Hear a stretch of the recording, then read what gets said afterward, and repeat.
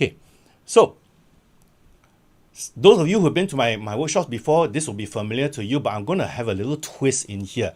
So just to make sure that the points are coming across clearly. So you will see here there are basically four boxes, all right, two axes. The vertical axis is preference. I like to do, I don't like to do. Okay, the top two axes is basically competency. I'm not good at this, I'm good at this. Okay, so we have a matrix of four boxes here. Okay, so why don't you, like, maybe now you can actually take a piece of paper, write this down in the four boxes, and then as we go along, put your comments, your thoughts into the four boxes as we go along. Okay, so let me go one by one. Right, so hopefully you'll have this. So I do not like, this is basically the what we call the preference. On top there is the competency. All right, so let's take a look at the purple box. The purple box. So it says, I'm good at this, I like to do this. I'm good at this, I like to do this. Okay, so it's basically skills that we are motivated to use, right? Okay, skills that we are motivated to use. Okay, so what do you think your skills are? Those skills that you are good at and you like to do. Start writing this down on a piece of paper in that box format. Okay, because I think it'd be very good exercise for you to think about this, because later on it will help you solidify your thought process as to how you then push yourself out to the marketplace. Okay, remember Peter? Okay, so Peter go through the same exercise that you are going through now. So Peter has gone through and said, okay, what is my motivated skills? So Peter basically said, okay, I think I'm very good in leadership. I'm very strong and adaptable. My skills are business transformation, and I'm very good at strategic thinking. So you notice here, it is not about just hard skills or just soft skills. In fact, it is a combination of things. Okay, so I'm going beyond this differentiation between soft and hard skills. Whereas I'm wanting to present those skills, whether it's soft or hard, as factors that help you solve other people's problems. Which I will illustrate in a little while. Okay, so that is the motivated skills. Are we okay with this so far? Are we okay with this? Right? So hopefully you all have some idea of what your motivated skills are. Yeah? Okay, so let's talk about the red box. The red box. Okay, this is what? I'm good at this, but I don't like to use it. I'm good at this, but I don't like to use it. So by using that skills, those set of skills, it gives you stress. It causes you to burn out, right? It gives you palpitations, break out in sweats.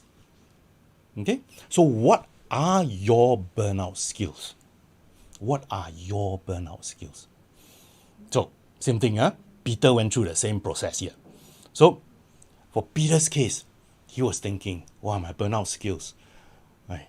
I feel very stressed every time I manage external stakeholders. I'm very stressed out when I have to do project management, large projects and all that. I'm good at it, but it stresses me out. Okay, so interesting, right? So now you understand where Peter is coming from, right? So he's done his motivated skills, he's done his burnout skills. So hopefully you guys are also thinking in those avenues. Okay, so let's take a look at the orange box. What's in the orange box? The orange box is basically skills that I like to do, but I'm not good at this. So basically you want to develop this more. So we call it developmental skills. Developmental skills.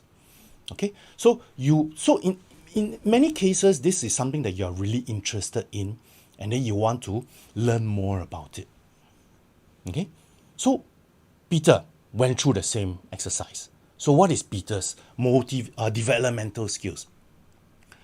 He feels he needs to have more practices in developing sustainable business practices. So in other words, he wants more experience, more skills in that, because he's very passionate about it. Right? He also feels that he doesn't have enough context in the environmental conservation network.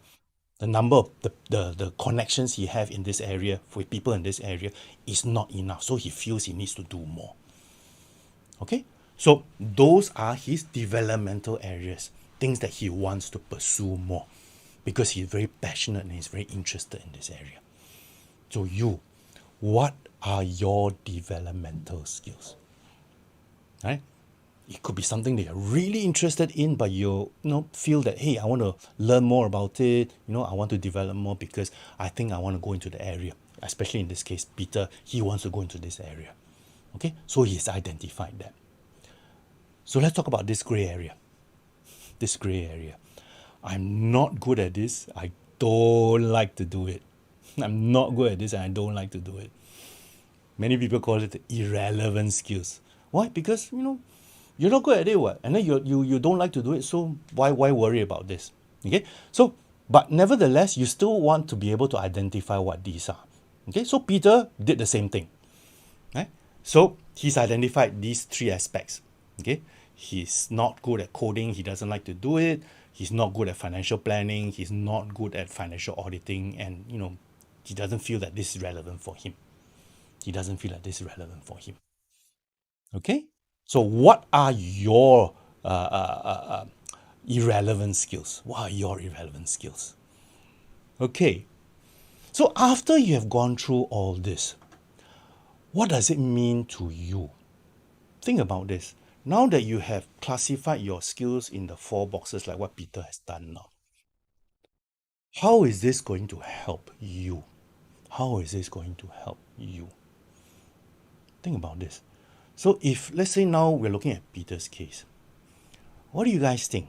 Now that Peter knows all this, he has gained awareness. What awareness has he gained? What awareness has he gained? Why don't you guys type into the chat box? What do you think Peter is aware of now? Can you type into the chat box? What do you think Peter is aware of now? After you've classified all the different skill sets and experiences, what do you think Peter is aware of now? Anyone? What do you think? Okay. Strengths, weaknesses, what else? What he can market himself with, transferable skills, more focus for the type of role. What what needs to be done to close the gaps? Who am I? Right? In essence, that's what things to improve. I like that point as well. So awareness about what? Awareness about what he's good at, right? So it's those 2 columns there, those 2 vertical columns, the motivator and the burnout skills. He's good at that. Okay?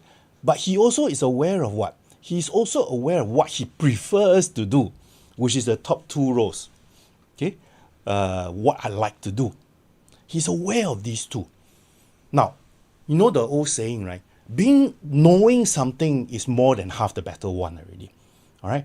So once you know this, right, you can go into the world and know what buttons you need to push among yourself, within yourself rather. Okay. And then you also know which areas you want to develop. So in Peter's case, he said, yeah, I realized that in order for me to go into this new area, that's what I want. I need to develop in the developmental areas. Okay. But so if you combine all this together, you know what happens? You suddenly realize that, hey, now I'm very conscious of actually what are the areas I can help people with.